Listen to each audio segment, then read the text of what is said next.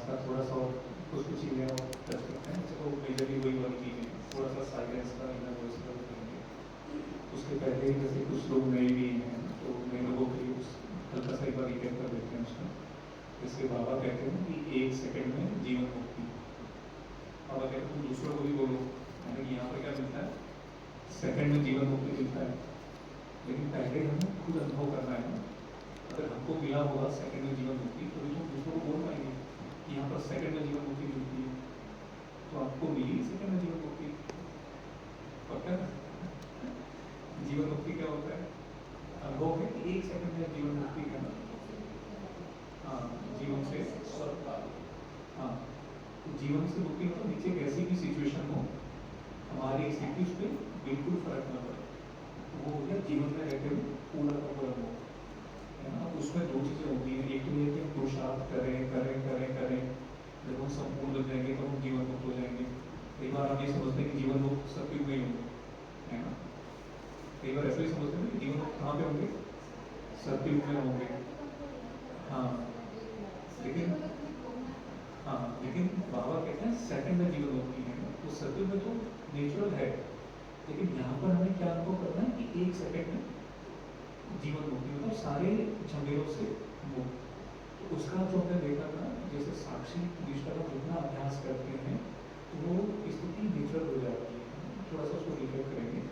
उसके पहले अगर आपने कल का वो देखा होगा अव्यक्त इशारे, तो कल बाबा ने कहा था कि याद को शक्तिशाली बनाने के लिए विस्तार में जाके सार की स्थिति का अभ्यास कम न हो। विस्तार में जाते मतलब जितना कार्य व्यवहार में आते हैं, लौकिक में आते हैं, कारोबार में आते हैं, तो बाबा ने कहा कि सार की स्थिति, आत्मिक स्थिति वाला अभ्यास कम न, सार कम न हो।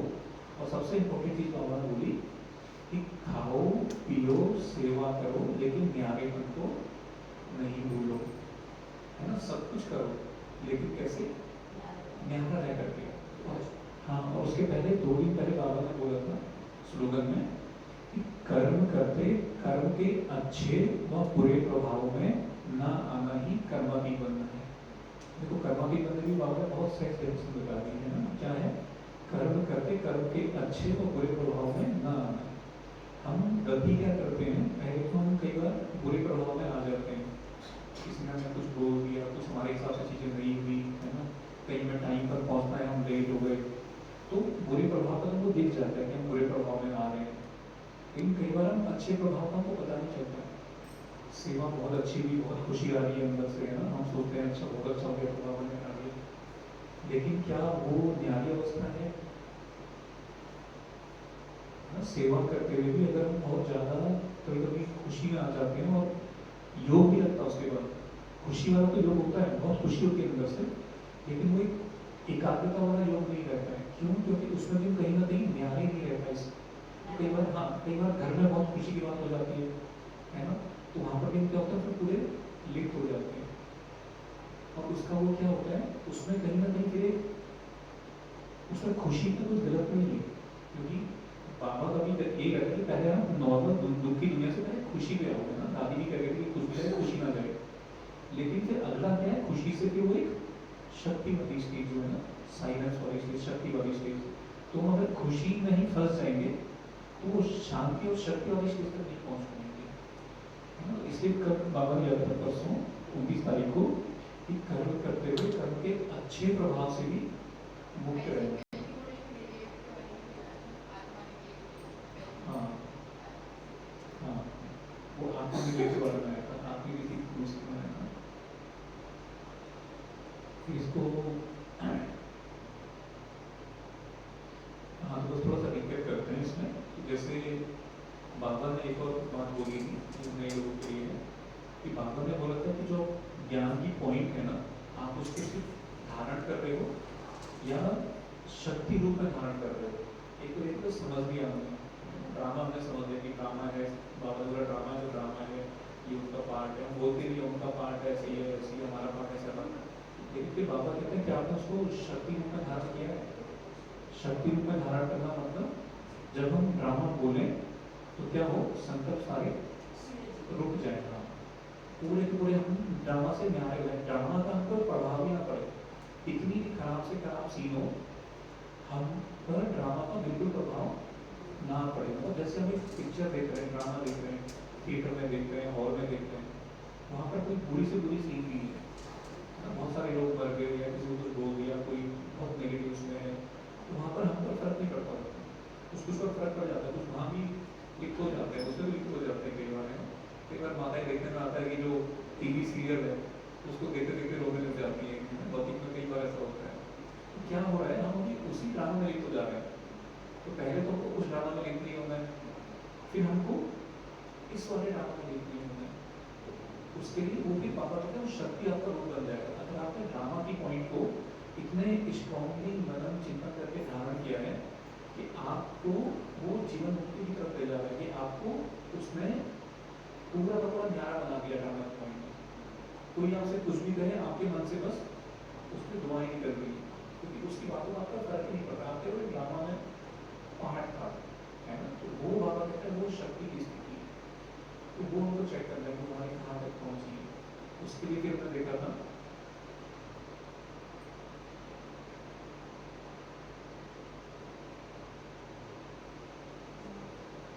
हाँ, तो जैसे दादी जानती ने बताया था एक बार ना कि आत्मिक स्थिति क्या है।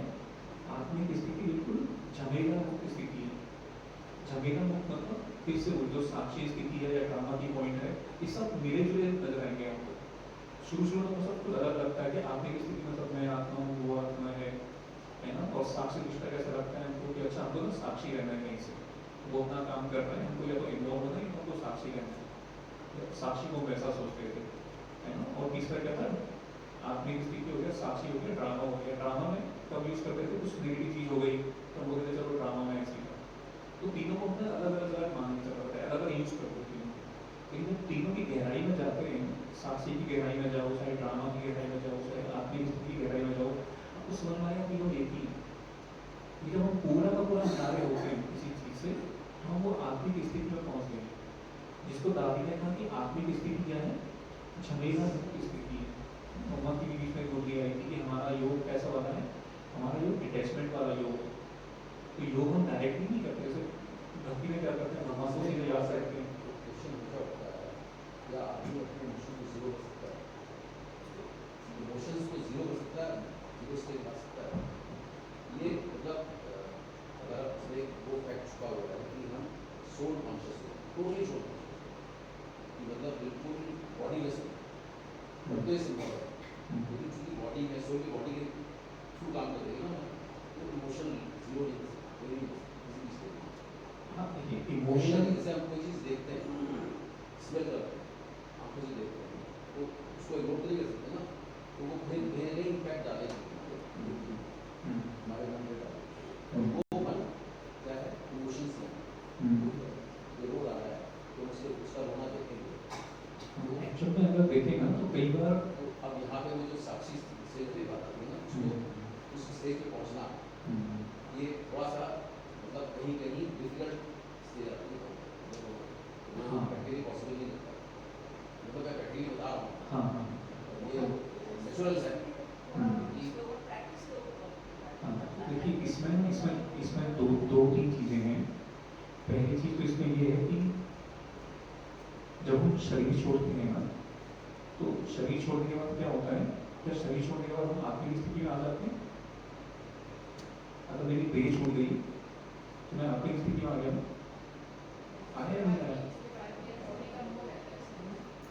अगर मैंने शरीर छोड़ा तो मैं आत्मिक स्थिति में आ गया ना।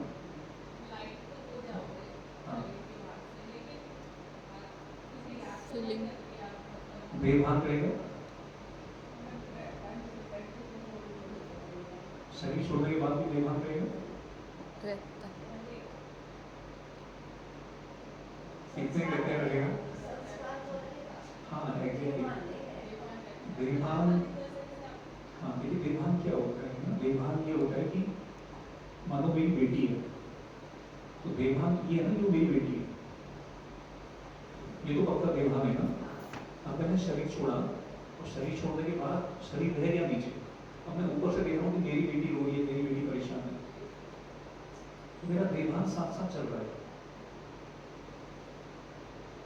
तो शरीर छोड़ने के बाद भी देहभान रहता है। तो जब तक हमारा अटैचमेंट है तब तक कहीं ना कहीं तो शरीर छोड़ने के बाद भी वो नहीं जाएगा। और अगर मेरा अटैचमेंट नहीं है तो मैं शरीर में रहते हुए भी पूरा उससे मुक्त हूँ, तो वो मुझे अटैचमेंट की प्रैक्टिस अभी ही करनी है। उसके लिए एक बहुत अच्छा वो है कोट था, वो ये था कि your problem is never really your actual problem, your reaction to the problem is your actual problem. और हमको काम पूरा का पूरा किस पे करना है, अपने रिएक्शन पर करना है। और जब हम पूरा रिएक्शन पर काम करना शुरू करेंगे तो यात्रा होगी, ऐसे नहीं कि पहले भी हम लोग जीत जाएंगे हर चीज़ पर, लेकिन हमारे पास पूरा का पूरा कंट्रोल आ जाएगा, है ना। अब पूरा कंट्रोल मेरे पास है, अब मुझे कितना टाइम लग रहा है मेरे हाथ पे है, जब मेरे पुराने संस्कार कितने करें मेरे हाथ पे, लेकिन कंट्रोल पूरा का पूरा मेरे हाथ में है। अगर मैंने अपने रिएक्शन की जिम्मेदारी ली और फिर उस पर की हम जिम्मेदारी देते हैं, तो फिर यात्रा में देखते हैं कि धीरे धीरे बाबा इतनी बातें टच करते रहता है कि हम जो हमारे जो रिएक्शंस हैं वो धीरे धीरे ठीक होने लगते हैं। अब वो चैलेंज क्या है, हमको उसमें डिफिकल्टी इसलिए फील होती है क्योंकि हमारे बहुत गहरे संस्कार बने हुए, हमारे सबकॉन्शियस में चीज़ें हैं। अब मान लीजिए कोई स्मेल मेरे को पसंद नहीं है ना, तो क्या होगा, जैसे वो स्मेल आएगी तो मेरे अंदर का वाला संस्कार ट्रिगर हो जाएगा, जो कि कह रहा है जो रिएक्शन वाला संस्कार है, जो कह रहा है कि ये गलत है ना, मैं हल्का सा ऐसा फील आएगा उसमें से, तो वो भी क्या है, मेरा एक बहुत गहरा डिपोटेड संस्कार है। अब हर किसी के संस्कार अलग अलग होंगे, लेकिन मुझे अपने ऐसे संस्कार आइडेंटिफाई करके उस पर काम करना शुरू करना है। तो हर चीज़ पॉसिबल है, मतलब इमोशन लेस नहीं बोलेंगे, लेकिन हम ये कि हमारे जितने इमोशंस हैं हम उसको ट्रांसफॉर्म कर सकते हैं। अभी एक दादी उनका था गुलजार का एक वीडियो था, वो भी ग्रुप में तो शेयर कर देंगे। तो बाप दादा का मैं वो मूवी था, बाबा ने उसमें बहुत गहरी बात करी थी और ऐसी बहुत इम्पॉसिबल की बात करी थी बाबा ने। बाबा ने ये कहा था कि आपको ना हमेशा स्नेही पूरा बनते रहना है, दूसरों को हमेशा स्नेह देना है। फिर बाबा ने एक बात बोली उसमें कि कोई आपको स्नेह ना दे तो भी आप उससे ले लेना, तो भी ले लेना, देना तो ठीक है ना। अब ये गहरी बात है कि कोई मुझे स्नेह नहीं दे रहा है, मैं उसे स्नेह कैसे दूं? हाँ, देना भी लेना है वैसे, लेकिन ये कि जब मुझे दे रहा है ना, मुझे उस तक वो पहुंचे ही ना, उस जो दुखी वाइब्रेशन से। एक जैसे बच्चा है, ठीक है, एक बच्चा है छोटा सा, अब वो गुस्सा है मुझ पर, वो मुझ पर गुस्सा है, तो वो मुझे गुस्से में कुछ बोल रहा है, और मैं क्या दे रहा हूँ उससे, उसमें बहुत प्यार से देख रहा हूँ, कितना क्यूट सा बच्चा है ना, कितना क्यूट सा गुस्सा कर रहा है, मैं उसे स्नेह दे रहा हूँ। लेकिन अगर बड़ा वैसे ही करेगा तो मैं क्या करूँगा, मैं नहीं ले पाऊंगा फिर, है ना। लेकिन अगर उस बड़े की अगर माँ होगी ना, तो क्या पता वो ले लेगी, उस माँ का नजरिया अलग है। एक टेररिस्ट की जो मदर होगी ना, उसका नजरिया अलग होगा टेररिस्ट को देखने का, उसे लगेगा मेरा बहुत ही इनोसेंट बच्चा है, इसको किसने भड़का दिया, तो उसके इमोशंस बहुत ही अलग है। तो इमोशंस हमारे हाथ पे होते हैं, तो हम उसको थोड़ा सा वो कर सकते हैं, अपने माइंड को थोड़ा सा वो करके वो कर सकते हैं। जैसे बीच में ऐसे ही किसी के लिए हमारे संकल्प चल रहे थे, थोड़ा सा कड़ा संस्कार था, वहाँ से रिजल्ट आ रहा था, तो फिर हमने कहा कि अपना वाइब्रेशन कैसे चेंज करें, तो हमने सोचा कि इसकी जो मदर है ना, वो कैसे देखती होगी इसको, है ना। तो उसकी मदर के पर्सपेक्टिव से उसको देखने की कोशिश करके अपने व्यक्ति को चेंज करने की कोशिश की, क्योंकि बाबा ने बोला कि आपको उसमें लेना है, कोई ना भी नहीं, आपको लेना है उससे। तो बाबा हमको वैसा चाहता है कि हमारा जो हम इमोशन चाहें वो हम इमोशन क्रिएट करें। तो बाबा की ये एक्सपेक्टेशन है, और बाबा अगर एक्सपेक्टेशन है तो बाबा तो उनके सुप्रीम है, वो हमें साथ में तो वो करवा देगा, बस हमें उस पर पूरा निश्चय चाहिए, बाबा करवा देगा। और युक्ति भी बाबा बताते रहते हैं कैसे कैसे करना है, ठीक है। फिर सबसे इम्पोर्टेंट जो नए लोग हैं, नए लोगों के लिए ये बहुत इंपॉर्टेंट है कि ड्रामा में जैसे क्या होता है, जो हमारा बाहर जो ड्रामा चल रहा होता है, उस ड्रामा में क्या होता है, कभी इससे मार पिटाई वगैरह हो रही है, लेकिन फिर क्या होगा, स्टेज पर दो लोग आपस में लड़ रहे हैं, झगड़ रहे हैं ना ड्रामा में, फिर क्या होगा, जैसे ब्रेक आ गया, तो ब्रेक में क्या होगा, पर्दा लग गया, अब जो आपस में लड़ाई कर रहे थे पीछे, वो क्या करेंगे, वो आपस में चाय नाश्ता, आपस में हंसी मजाक करेंगे, है ना। तो हमको भी क्या करना है, हमको भी इस ड्रामा में बार बार ब्रेक लेना है। तो मान लो मेरा आपके साथ कुछ लड़ाई झगड़ा चल रहा है इस ड्रामा में, ठीक है, और उसमें मैंने भी कुछ बोल दिया, आपने भी कुछ बोल दिया। अब जब ब्रेक हो, जब मेरे को थोड़ा सा रियलाइज आए, मैं योग में बैठूं, तो मैं फिर से ये वाला सीन इमर्ज करूँ, क्योंकि आत्मा क्या है, वो भी आत्मा शांत स्वरूप आत्मा है। कौन सा स्वरूप देखना है हमको, दो स्वरूप हम देख सकते हैं। अब बाबा भी मूर्तियों को पता बोलते हैं, उसको प्रैक्टिकली कैसे करना है। दो स्वरूप कौन कौन से बाबा कहते हैं देखने को, आत्मा के आदि और अनादि, है ना। अगर आप साइलेंस की प्रैक्टिस करना चाहते हैं तो आप जो है अनादि स्वरूप की, है ना। अगर आप उतना नहीं कर पा रहे अनादि स्वरूप में, अगर आपका उतना फीलिंग वगैरह नहीं आ रहा है तो आप आदि स्वरूप देख सकते हो। आदि स्वरूप मतलब जब आत्मा पहली बार आती है तो बाबा कहते हैं पूरी सतो प्रधान होती है। चाहे वो जो पहले जन्म में आएंगे देवता हैं वो बहुत लंबे टाइम के सतो प्रधान रहेंगे, जो अंत जन्म में आएंगे कलयुग में वो भी कुछ टाइम के लिए सतो प्रधान रहेंगे, उनके अंदर वो अच्छाई रहेगी, सतो प्रधानता रहेगी जो देवताओं के पास थी, कुछ छोटे समय की रहेगी। तो बाबा कहते हैं आप ना उसके उस स्वरूप को याद करो, जब ये आत्मा पहली बार आई तो ये कैसी थी, है ना। बाकी सब तो क्या है, ड्रामा है, वो उसका ओरिजिनल नेचर था। या तो आप उसका अनादि स्वरूप याद करो। अब अनादि स्वरूप कैसा है, जो हम आज थोड़ा गहराई में जाना चाहेंगे उसके। अनादि स्वरूप कैसा है आत्मा का, बिल्कुल साइलेंस,